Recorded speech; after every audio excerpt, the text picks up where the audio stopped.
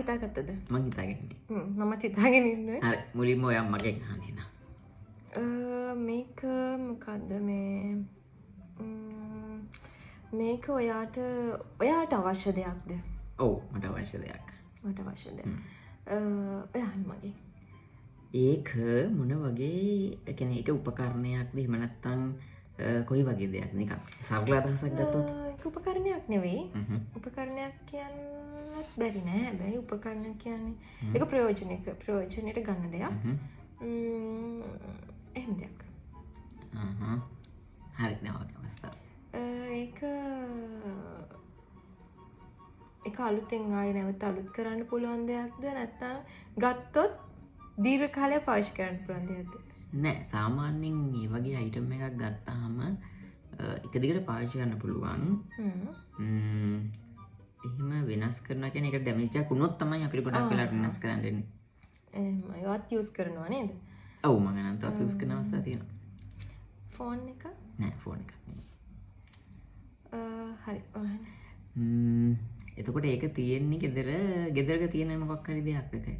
ඔව් ඕනම ගෙදරක තියෙන්න පුළුවන් ඒක ඔව් ඕනම ගෙදරක තියෙන්න පුළුවන්. ටීවී එක?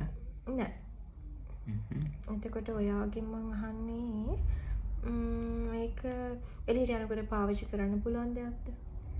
එළියට යද්දී අරන් යන දෙයක්ද? එළියට යද්දී අරන් යන අය ඇති.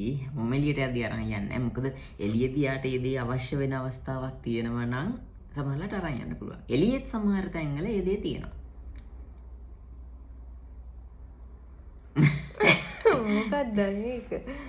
මගෙන් අහන්න බලන්න. ඒ කියන්නේ ගේකටම සීමා වෙච්ච දෙයක් නෙමෙයි ඒක. අපිට අවශ්‍ය නම් ඒ දේ එළියට යද්දී අරන් යන්න පුළුවන්. එළියෙත් අපේ කාර්යයට අවශ්‍ය නම් ඒක ගන්න පුළුවන්. එතකොට මගෙන් අහන්න මොකක්ද? එතකොට ඒක තියෙන තැනක් තියෙනවා ටිකද මොකක් හරි විශේෂ තැනක්? රූම්ස් වල තියෙනවා. මම දන්නේ ගෙවල් වල සාලවල තියෙනවද කියලා.